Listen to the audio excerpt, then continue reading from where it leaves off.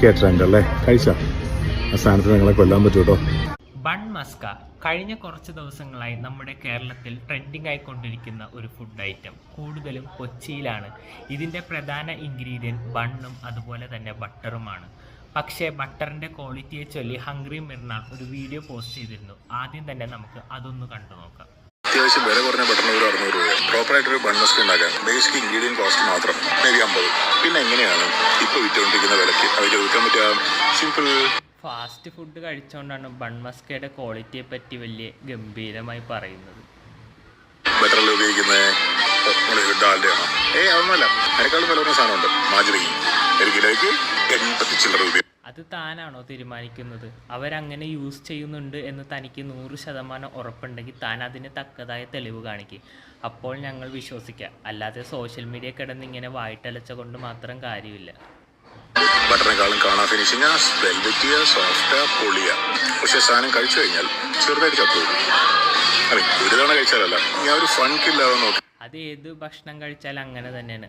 ആവശ്യത്തിന് കഴിച്ചാൽ കുഴപ്പമില്ല, അധികമായാൽ അമൃതം വിഷമെന്ന് നമ്മുടെ കാർന്നോമാർ പറയുന്നത് പോലെ. ചുരുക്കത്തിൽ നമ്മുടെ ഹംഗ്രി മിർനാൾ പറഞ്ഞു വരുന്നത് ബൺ മസ്കയുടെ ഇൻഗ്രീഡിയൻസിന് മാത്രം ഏകദേശം 50 രൂപ ചിലവുണ്ട്. പിന്നെ എങ്ങനെയാണ് അവർക്ക് ഒരു പീസ് 30 രൂപ വെച്ച് വിൽക്കാൻ കഴിയുന്നതെന്ന്. അതിനുള്ള ഉദാഹരണമാണ് നമ്മൾ എന്ത് സാധനം ബൾക്കായിട്ട് പർച്ചേസ് ചെയ്തിട്ട് ചില്ലറ വിൽപ്പന നടത്തുമ്പോൾ അതിൽ നല്ലൊരു പ്രോഫിറ്റ് ഉണ്ടാക്കാൻ സാധിക്കും. അതിനുള്ള ഏറ്റവും വലിയ ഉദാഹരണമാണല്ലോ ഹോൾസെയിലേഴ്സ്, റീറ്റെയിലേഴ്സ്. കാരണം ഹോൾസെയിൽ ലഭിക്കുന്ന വിലയല്ല നമുക്ക് റീറ്റെയിൽ ലഭിക്കുന്നത്. ഇത് ഹംഗ്രി മിർനാളിനെ പോലൊരു ബിസിനസ്സുകാരന് ഞാൻ പറഞ്ഞു തരേണ്ട കാര്യമുണ്ടെന്ന് തോന്നുന്നില്ല. ഇതിനെതിരെ ചായ് കപ്പിൾസ് റിയാക്ട് ചെയ്തൊരു വീഡിയോ ഇട്ടിരുന്നു. നമുക്ക് എന്തായാലും അതും കൂടി ഒന്ന് കണ്ടു നോക്കാം. അപ്പൊ ശരിയാണ്, ബൺ മസ്ക് നിങ്ങളെ കൊല്ലാൻ പറ്റും. പക്ഷെ എങ്ങനെ? അത് മാർജിനൽ ഉപയോഗിച്ച് കഴിഞ്ഞാൽ യെസ്, അത് പ്രശ്നം തന്നെയാണ്. പക്ഷെ നമ്മൾ ഉപയോഗിക്കുന്നത് ഫ്രം ദി സ്റ്റാർട്ട്. നിങ്ങൾ എല്ലാ വീഡിയോസിലും കണ്ടിട്ടുണ്ടാവും അമൂലിന്റെ ബട്ടർ, അമൂലിന്റെ ഡിസ്ട്രിബ്യൂട്ടറുടെ ഇത് മേടിക്കും. നിങ്ങളൊരു കാര്യം ശ്രദ്ധിച്ചോ? വേറെ ആരെങ്കിലുമാണ് തനിക്കെതിരെ ഇങ്ങനെ ക്രിറ്റിസൈസ് ചെയ്ത് വീഡിയോ ഇട്ടിരുന്നെങ്കിൽ നമ്മൾ വളരെ മോശമായിട്ടേ സോഷ്യൽ മീഡിയയിൽ വന്ന് പ്രതികരിക്കുകയുള്ളൂ. ഈ പറയുന്ന ഞാനുൾപ്പെടെയാണെങ്കിലും അങ്ങനെ ചെയ്യുള്ളൂ. പക്ഷേ നമ്മുടെ ചായ് കപ്പിൾസ് വളരെ ചിരിച്ച് സൗമ്യതയോടെ ഫ്രിഡ്ജൊക്കെ തുറന്ന് കാണിച്ചാണ് അവരുടെ വീഡിയോ ചെയ്യുന്നത്. ഇതിൽ തന്നെ നമുക്കൊരു കാര്യം മനസ്സിലാക്കാം, അവർ തങ്ങളുടെ ബിസിനസ്സിൽ ഒരു മായവും കലർത്തിയിട്ടില്ലെന്ന്. കണ്ടിട്ടുണ്ടാവും, സ്റ്റോക്ക് ചെയ്യുന്ന കണ്ടിട്ടുണ്ടാവും. ഞങ്ങള് പ്യുവർ ബട്ടറാണ്. ഇതാണ് ഞങ്ങളുടെ ഒരു ആവറേജ് ഫ്രിഡ്ജ്. എപ്പോഴും ഇങ്ങനെയാണ് ഇരിക്കുന്നത്. ആക്ച്വലി ഇച്ചിരി അടുക്കി വെച്ചിട്ടാ, അത് ഇങ്ങനെ അലങ്കോലമായിട്ടിരിക്കുന്നത്. വീഡിയോയിൽ കാണിക്കാൻ ഭംഗി ഉണ്ടാവാൻ വേണ്ടി കുറച്ച് അടുക്കിയെടുത്ത് വെച്ച്. പക്ഷെ സംഭവങ്ങൾ ഇതാണ്. പിന്നെ മാസ്കർപോൺ ചീസ്, ആ ചീസിന്റെ കൂടാരം കാണാം. അത് തിരാമിസു സ്റ്റാർട്ട് ചെയ്തോണ്ട് അത് നല്ല ബെസ്റ്റ് ക്വാളിറ്റി ചീസ് യൂസ് ചെയ്യുന്നത്. അപ്പോ ഞങ്ങൾക്ക് ജസ്റ്റ് ഇതൊന്ന് കാണിച്ചെല്ലാം തോന്നി. ഇതേപോലെ മാർക്കറ്റിൽ ആൾക്കാർ വേറെ ഇറങ്ങുന്നുണ്ട്, മാർജിനൽ ഉപയോഗിക്കുന്നുണ്ട്, പ്രോഫിറ്റ്. അത് സത്യമാണ്. ഒറിജിനലിനെ വെല്ലുന്ന ഡ്യൂപ്ലിക്കേറ്റ് നമ്മുടെ മാർക്കറ്റിൽ ഇന്ന് സജീവമാണ്. പക്ഷെ എന്താ പ്രശ്നമെന്ന് വെച്ചാൽ സത്യസന്ധമായി കച്ചവടം ചെയ്യുന്നവർക്കും ഇതിൻ്റെ മോശം ഫലം ഉണ്ടാകുന്നു എന്നതാണ് ഏറ്റവും സങ്കടമായ കാഴ്ച. ഭയങ്കരമായിട്ട് കൂട്ടി സാധനം ഞങ്ങളൊരു മാർജിൻ പ്രോഫിറ്റ് ഇല്ല, പ്രോഫിറ്റ് മാർജിൻ വെച്ചിട്ടില്ല. കാരണം ഞങ്ങൾക്ക് ഞങ്ങളുടെ ഫുഡിന്റെ ആദ്യമായിട്ട് ഇറക്കും ആൾക്കാർക്ക് ഇഷ്ടപ്പെടുമോ നോക്കുന്നതുകൊണ്ട് ഞങ്ങൾ ആദ്യം ഒട്ടും മാർജിൻ ഇല്ലാണ്ട് സ്റ്റാർട്ട് ചെയ്ത്. ഞങ്ങൾക്ക് ഇപ്പോഴും അത്യാവശ്യം സെയിൽ നടന്നിട്ടും അവരവരുടെ പ്രോഫിറ്റ് മാർജിൻ ഫിക്സ് ചെയ്തിട്ടില്ല.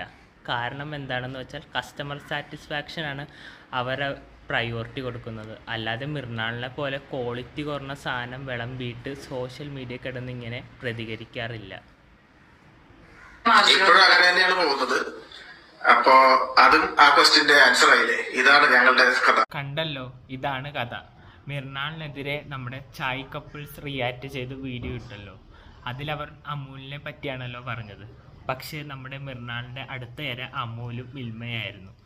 അതിനെതിരെ മിർനാൾ പ്രതികരിച്ചൊരു വീഡിയോ ഇട്ടിരുന്നു. നമുക്ക് എന്തായാലും അതും കൂടി ഒന്ന് കണ്ടു നോക്കാം. അമൂല്, മിൽമ തുടങ്ങിയ ബ്രാൻഡുകൾ ഹോസ്പിറ്റാലിറ്റി ഇൻഡസ്ട്രീനെ സീരിയസ് ആയി എടുക്കുന്നവരുടെ മുമ്പിൽ എപ്പോഴും ഒരു ചോദ്യമാണ്, 1 ലിറ്റർ നെയ്യ് അല്ലെങ്കിൽ 1 കിലോ ബട്ടർ ഉണ്ടാക്കാൻ 20 ചില്ലറ ലിറ്റർ പശുവിന്റെ പാല് വേണം എന്നാണ് കണക്ക്. അപ്പം മിൽമ ഇപ്പം കർഷകർക്ക് കൊടുക്കുന്ന വില വെച്ച് നോക്കിക്കഴിഞ്ഞാൽ 800 രൂപയുടെ അടുത്ത് വിലയുടെ പാല് വേണം. പാല് സംഭരിച്ച് ഒരു പ്ലാന്റിൽ എത്തിക്കണം അല്ലെ, വലിയൊരു പ്ലാന്റ് വേണം. അതിന് ഇൻവെസ്റ്റ്മെന്റുമായിട്ട് ബന്ധപ്പെട്ട കോസ്റ്റുകളുണ്ട്. അവിടെ ഇലക്ട്രിസിറ്റി വേണം, വേസ്റ്റ് മാനേജ്മെന്റ്, അവിടെ ജോലി ചെയ്യുന്ന ആൾക്കാരുടെ ശമ്പളം, 100 കണക്കിന് ചെലവ് അവിടെ ഉണ്ടാവും അല്ലെ. അത് കഴിഞ്ഞ് ഇത് പാക്കേജ് ചെയ്യണം, ബ്രാൻഡിങ് കോസ്റ്റ്, മാർക്കറ്റിംഗ് കോസ്റ്റ്, അതൊക്കെ കഴിഞ്ഞ് ഡിസ്ട്രിബ്യൂഷൻ കോസ്റ്റ്. ഇത് ഡിസ്ട്രിബ്യൂട്ട് ചെയ്ത് റീറ്റെയിലർ എടുത്ത് തിരിക്കണം. റീറ്റെയിലർ ഒരു മാർജിൻ എടുക്കില്ലേ, സൂപ്പർ മാർക്കറ്റ് ആയാലും ആരായാലും. അപ്പൊ 800 രൂപയുടെ റോ മെറ്റീരിയലും ഈ ബാക്കിയുള്ള കോസ്റ്റുകൾ ഞാൻ പലതും മറന്നിട്ടുണ്ടോ പറയാൻ, എല്ലാം കഴിയുമ്പോൾ 1000 രൂപയുടെ മേലെ കുറെ കൂടുതൽ പൈസക്കല്ലേ ഇത് വെക്കേണ്ടത്. എന്നിട്ട് ഇവരെങ്ങനെ ഇത് പകുതിയോ അല്ലെങ്കിൽ അതിന്റെ താഴെയോ വിലയ്ക്ക് ഇവർക്ക് വിൽക്കാൻ പറ്റുന്ന? ഇവരിത് നഷ്ടത്തിൽ നോക്കുന്നുണ്ടാവുമോ? അമൂൽ 1000 കോടി രൂപ ലാഭം ഉണ്ടാകുന്ന കമ്പനിയാണ്. മിൽമ ആയാലും കോടിക്കണക്കിന് രൂപ ലാഭം ഉണ്ടാകുന്നുണ്ട്. പിന്നെ മിൽക്കിൽ നിന്ന് എന്തെങ്കിലും എക്സ്ട്രാക്ട് ചെയ്ത്, പക്ഷെ ഇത് ഫാറ്റ് ആണ് പ്രധാനമായിട്ട് ഇതിലെ കണ്ടക്ട്. പിന്നെ മിൽക്കിൽ എന്താ ബാക്കിയുള്ള വെള്ളമോ അവരത് മിൽക്ക് വാട്ടറാക്കി വെക്കുന്നുണ്ടാവും. ഒരു പിടിയും കിട്ടുന്നില്ല ആലോചിച്ചിട്ട്. അതുകൊണ്ട് തന്നെ കൊള്ളാവുന്നൊരു ബിരിയാണിക്കാരൻ മിൽമയുടെ അമൂലിന്റെ നെയ്യ് കൊടുത്താൽ അത് ശരിയാ, ബിരിയാണിക്കകത്ത് അത് കൊടുക്കാൻ പറ്റില്ല. പകരം നമുക്ക് ഈച്ചയെ ഇടണം. കാരണം ഈച്ചേനെ ഇട്ട ബിരിയാണിക്ക് നല്ല ടേസ്റ്റ് ആയിരിക്കും. അത് മിർനാളിൻ്റെ റെസ്റ്റോറൻറ്റിലെ സ്പെഷ്യലാണല്ലോ. അംഗീകരിക്കില്ല. ഞങ്ങളാരും പൊതുവെ മിൽമയുടെ അമൂലിന്റെ ബട്ടറോ നെയ്യോ ഒന്നും ഉപയോഗിക്കാറില്ല. ഒരു പിടിയും കിട്ടുന്നില്ല. എന്താണ് ഇത് പരിപാടി?